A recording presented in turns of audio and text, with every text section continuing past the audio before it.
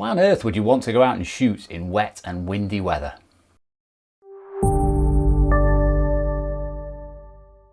Well, it's a question I often ask myself, particularly when I'm out in that wet and windy weather, because it's not pleasant at times to be getting soaked and getting blown about.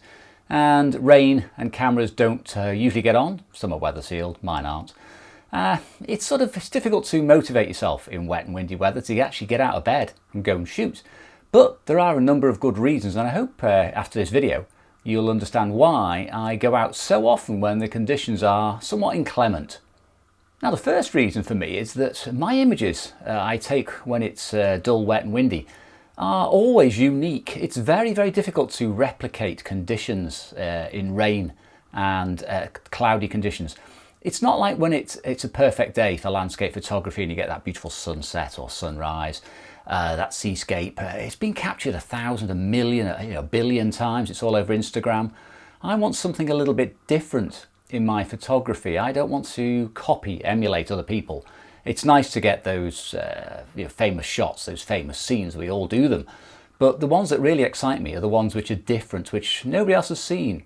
And very often they come from places which people don't shoot. And the reason is that when you go out and shoot in wet weather, the conditions are different. Everything looks different every single time. The visibility changes, the type of cloud changes. So the images you get will never be the same again, even if you try and emulate them. They'll just never come out the same twice. So unique images is one of the major reasons I shoot in wet weather.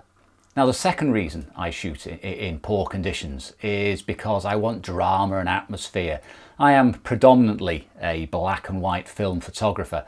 I like my images to convey mood, sentiment and feeling, and I achieve a lot of that not only through the choice of film and camera, but through the conditions. If I go out and I shoot in bright sunny days, I might get nice pretty pictures or dramatic skies and clouds and all that sort of drama you get. But I do like to see something a bit more gritty, something a bit more melancholy perhaps, might describe it. And I get that in wet and windy weather. I get that in spades. I get that every single time I go out in poor conditions. I don't really want flat grey conditions. I must differentiate here between sort of dull skies and dramatic, stormy, wet conditions. I prefer the latter. Again, I have to stipulate here that I don't actually like getting wet and I'm quite miserable at the time. You may see that on some of my videos, you may not.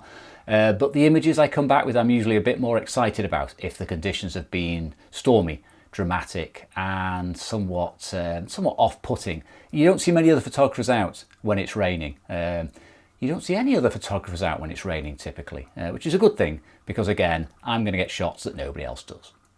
Now, it's important when you go out in wet weather, particularly with film cameras, that you know how you're going to carry those cameras, because you're not going to be getting the bag off your back every time you see something interesting, maybe and setting up with a tripod. I have done that. I'll show you a couple of clips here from a video I did a few years ago, one with large format and one with medium format. You're putting the brolly out, etc, etc, and that does work to some extent if there's no wind whatsoever.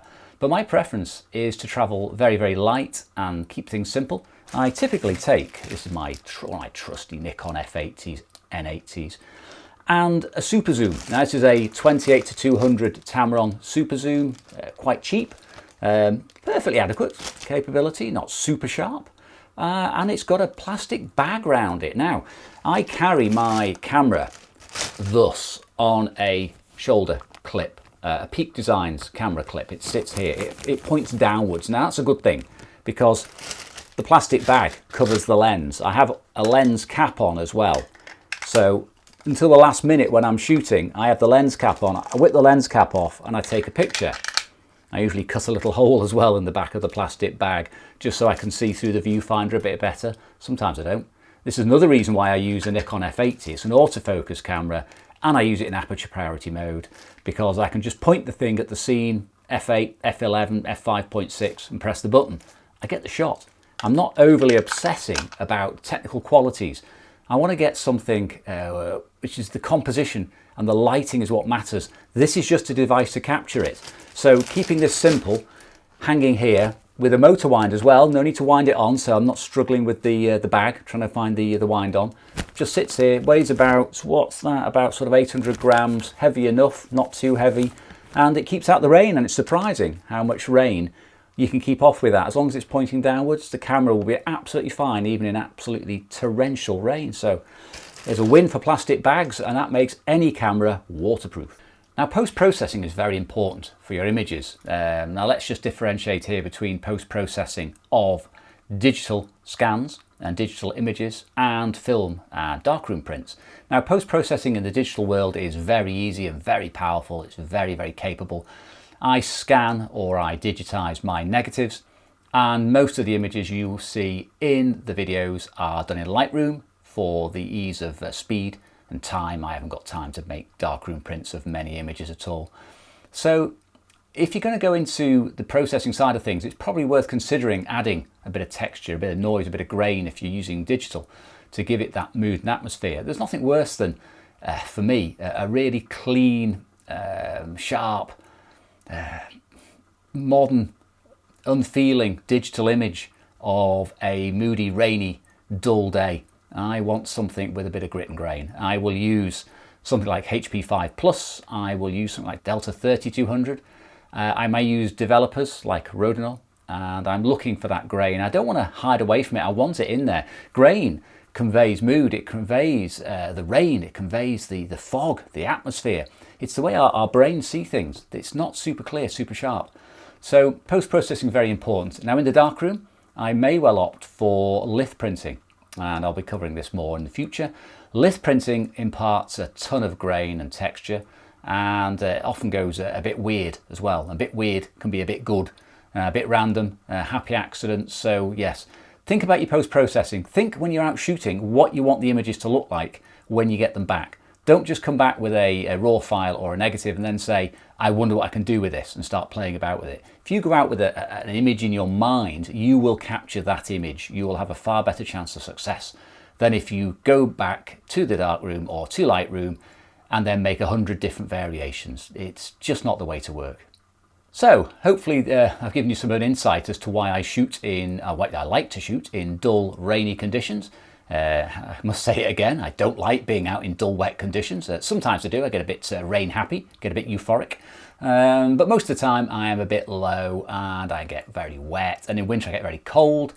But I'm always cheered up when I see the results. Now, to spell this out, it'd be a lot better with an example video. Now, next week's video sees me heading into the Welsh Hills, and I get very wet, and I get, I get challenged by the conditions. I don't get up the hills I wanted to get up, but I do get the shots I wanted. I actually get better shots than I ever imagined. It's a no commentary video. It is me out and about. It's all about the images. It's about the mood. That's how I make the video. The video has to convey the mood as well, and I hope the pictures go along with the video, and I hope you enjoy it. So yes, look out for that next week. Think about going out in the rain, get yourself a plastic bag, and I'll see you again soon. Thanks for watching.